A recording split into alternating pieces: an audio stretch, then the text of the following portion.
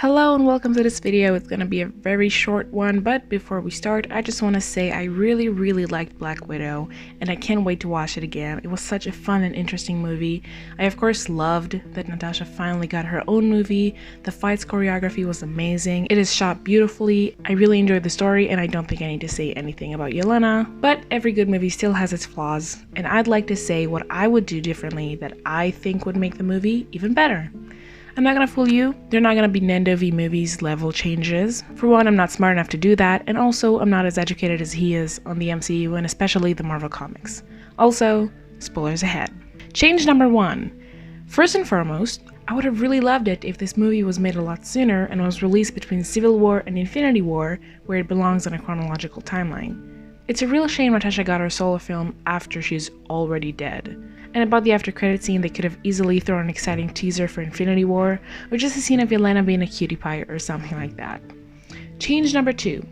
When we get to know David Harbour's character, Alexei, which is an unfortunate reminder of something else, or Red Guardian, he lies and brags about fighting Captain America. From that point on, his yearning to face him is mentioned a few more times. After such a build-up, one could only expect a payoff. And when the opportunity presents itself, when he's fighting the Taskmaster, who is mimicking Captain America's moves because that's literally the character, it is not mentioned at all. Like, why? It's not like it wouldn't fit the moment. You use Red Guardian for comedic one-liners the entire film. Why not do that when it's so obviously called for? Change number 3. Natasha should really get hurt more. Let me clarify, I don't wish any harm on Nat, but she should be injured after this, and this, and this. Correct me if I'm wrong, but she's a normal human, right? She's not enhanced with like a super soldier serum, right? I mean, yes, she's super skilled because she was trained in the Red Room from basically the beginning of her life, but she doesn't have any healing or not getting hurt superpowers. I know, suspension of disbelief, but she's not even bleeding, she's not even limping. I'm just asking for a little bit.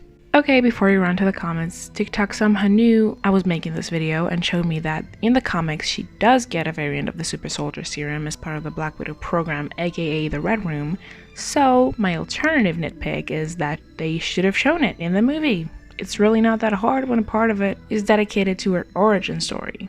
Change number 4.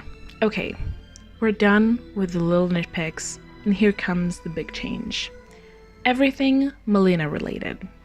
After we're told she's working for the Red Room, aka the bad guys, we also find out she's the one behind the mind control all the widows suffer from, including Yelena, who she demonstrates to how she can make a pig stop breathing, not knowing this very inhumane thing could have happened to her own daughter, a person she loves and cares for.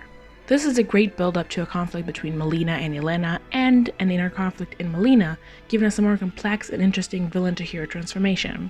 What we actually get is, oh, I didn't know that's what they did with it, so I'm on your side now, and let's go destroy the place I worked for the past 20 years.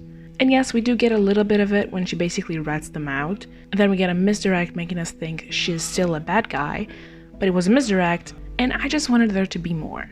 Again, I'm not creative enough to actually write alternative scenes, but y'all know what I'm talking about. Since this movie came out, I hear a lot of bad reviews, especially from men, but it's a real shame because it's really not a bad movie in any way. Like, yes, it's a little cliche and not very super creative, doing something very new, but it's not a bad movie at all. And I agree, Natasha deserved better. She deserved her own trilogy between the first Avengers and Infinity War, but that didn't happen, and this movie is not at fault. I think so many great things came out of this movie. I mean, first of all, Natasha got her story, we got to meet Yelena, which we all really love. This movie has the best opening credits out of every other Marvel movie, and actually just in general. The opening scene is super intense in a good way, and the realization Natasha knows where they're going and doesn't want to go back is seriously heartbreaking.